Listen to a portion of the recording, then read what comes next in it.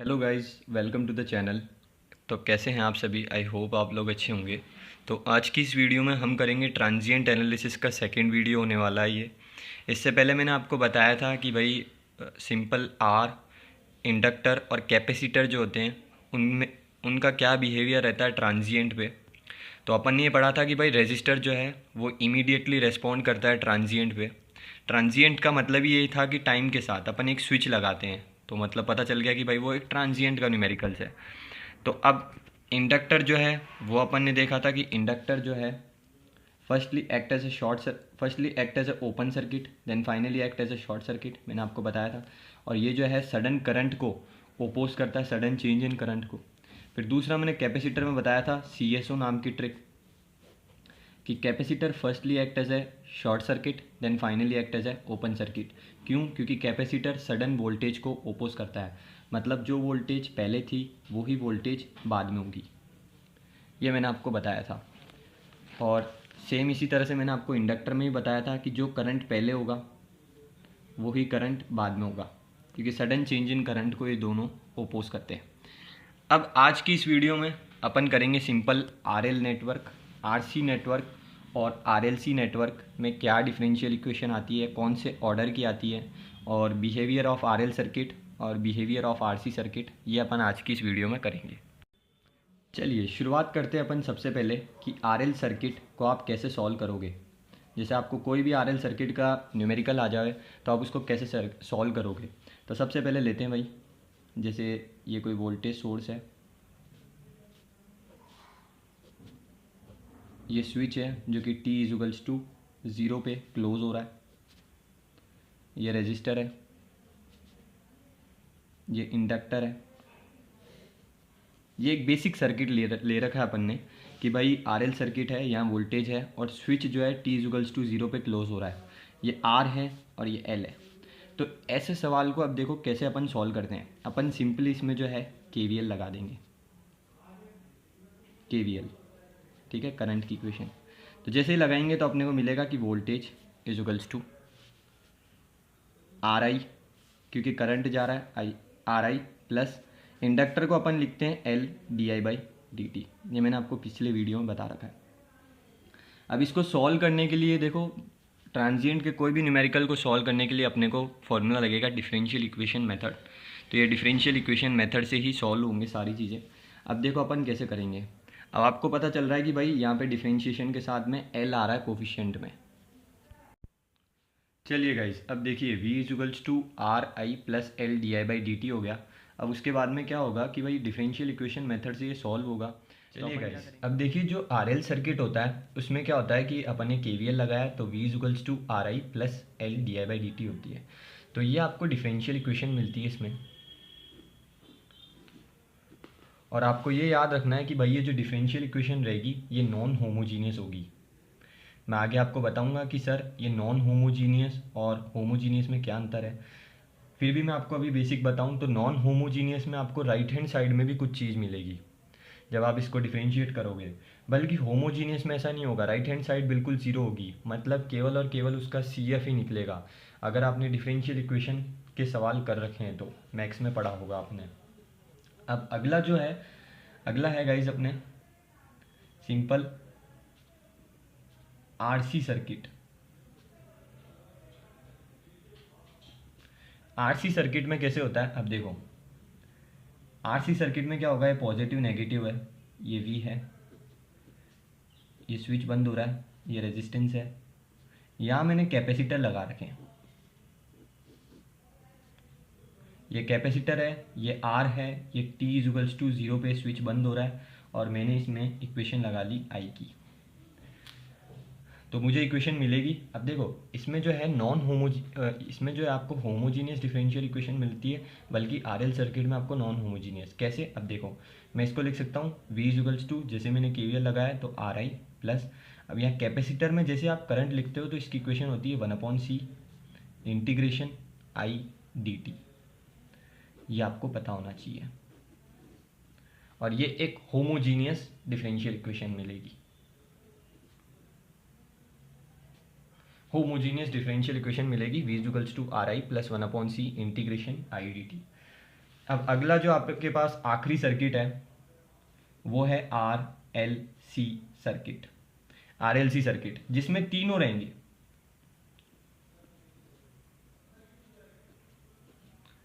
T equals to zero पे switch बंद हो रहा होगा, इसमें एक रेजिस्टेंस भी होगा, एक इंडक्टर भी होगा और एक कैपेसिटर भी होगा।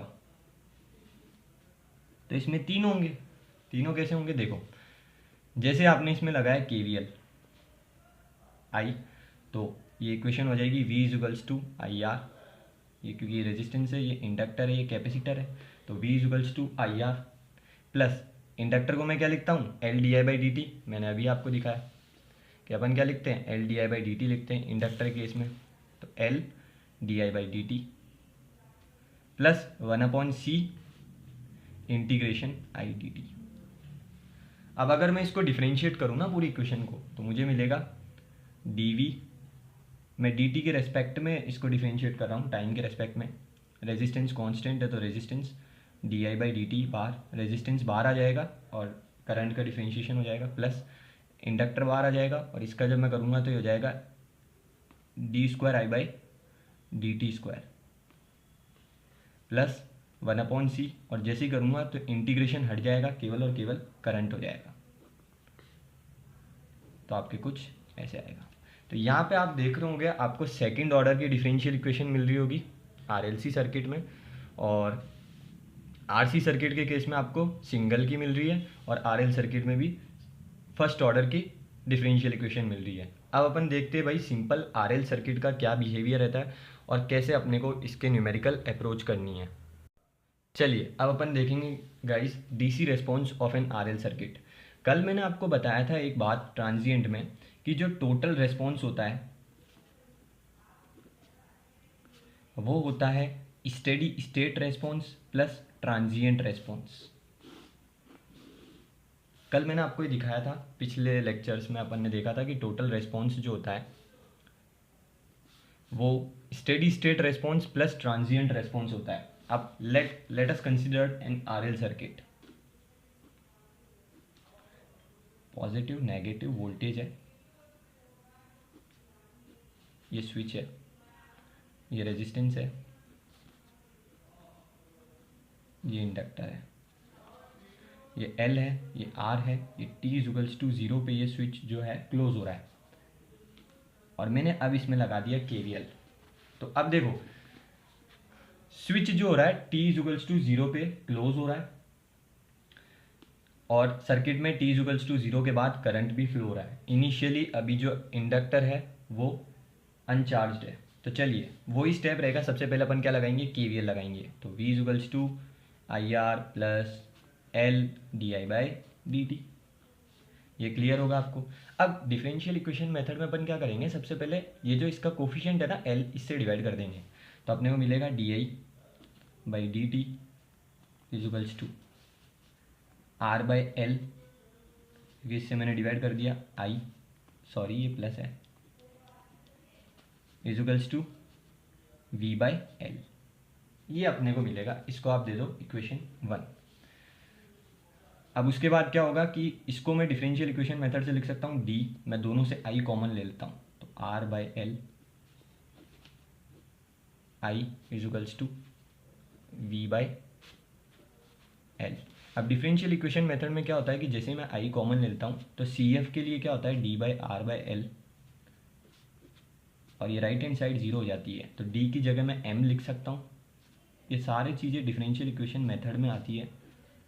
जब आप डिफरेंशियल इक्वेशन मेथड को सॉल्व करते हो तो उसमें अपने को क्या मिलता है, C F plus P I मिलता है। तो ये जो सी एफ होता है ये होता है ट्रांजिएंट रेस्पॉन्स, और ये जो पी आई होता है ये होता है स्टेडी स्टेट का रेस्पॉन्स। तो वही अपन देखने वाले हैं। अपन सी एफ निकाल रहे हैं, तो सी एफ आ जाएगा अपने यहाँ पे एम की वैल्यू आ रही है माइनस आर बाई एल, तो जो अपने करंट आएगा सी एफ वाला, वो सी एफ वाला करंट आ जाएगा अपने C E to the power minus R by L into T, where T is the time. अब मेरे को पता है कि जो टोटल करंट है वो हो जाएगा सी एफ वाला करंट प्लस पी आई। मैंने आपको बता रखा है सी एफ होता है ट्रांजिएंट रेस्पॉन्स, और पी आई होता है स्टेडी स्टेट का रेस्पॉन्स। तो जो टोटल करंट है वो हो जाएगा C F plus P I. चलिए अब इसका निकालते हैं अपन पी आई। तो पी आई निकालने के लिए एक ट्रिक है। जो पी आई होता है मैंने आपको बता रखा है वो होता है स्टेडी स्टेट रेस्पॉन्स, कि भाई स्टेडी स्टेट रेस्पॉन्स कितना है सर्किट का, मतलब विदाउट स्विच सर्किट का क्या रेस्पॉन्स है। तो चलिए मैं आपको दिखाता हूँ। ये सर्किट है अपना। तो सर्किट में आप देखोगे कि भाई टोटल कितना करंट है, क्योंकि करंट पी आई का फाइंड करना है। मैंने करंट सी एफ का फाइंड कर रखा है, मुझे पी आई का निकालना है। फिर इन दोनों को मैं ऐड करूँगा तो मुझे टोटल करंट मिल जाएगा। तो अगर आप इसमें स्टेडी स्टेट में देखोगे तो करंट क्या होगा, इसका वोल्टेज अपॉन में रेजिस्टेंस। तो चलिए, तो डायरेक्टली आप लिख सकते हैं कि जो आई पी आई आएगा वो आ जाएगा वोल्टेज अपॉन रेजिस्टेंस। अब मैं टोटल करंट निकालूंगा जो कि होता है I C F plus I P I. C F वाला करंट मेरा कितना निकला है, वो निकला है C E to the power minus R by L into T plus V by R. ये मेरे को मिला है टोटल करंट। अब इंडक्टर की एक प्रॉपर्टी होती है कि ये सडन चेंज इन करंट को अपोज करता है, मतलब सर्किट में जो करंट पहले था वो ही करंट बाद में भी रहेगा। सर्किट में अगर आप पहले करंट देखोगे तो सर्किट में इनिशियली स्विच कनेक्टेड नहीं था, तो सर्किट में पहले करंट ज़ीरो था, तो बाद में भी करंट ज़ीरो होगा। तो इनिशियली करंट ज़ीरो था तो बाद में भी करंट ज़ीरो होगा। अब मेरे को ये इक्वेशन मिल रखी है टोटल करंट की। मैं इसमें टाइम को ज़ीरो रख देता हूँ, टी की जगह ज़ीरो रख देता हूँ, और करंट को भी मैं ज़ीरो रख देता हूँ। तो मेरे को मिलेगा zero equals to C E की power minus R by L, और टाइम ज़ीरो है, प्लस वी बाय आर। तो जब ई की पावर ज़ीरो जो होता है वो होता है वन, तो मुझे मिल जाएगा ये वन हो जाएगा, तो सी हो जाएगा minus V by R. Minus V by R मेरा सी हो जाएगा। तो अब जैसे ही मैं इस इक्वेशन में वापस पुट करूँगा तो मुझे जो टोटल करंट की इक्वेशन मिलेगी वो मिलेगी minus V by R E की power minus R by L into T plus V by R. मैं यहाँ से वी बाय आर को कॉमन ले लेता हूँ, तो मुझे करंट मिलेगा वी बाय आर।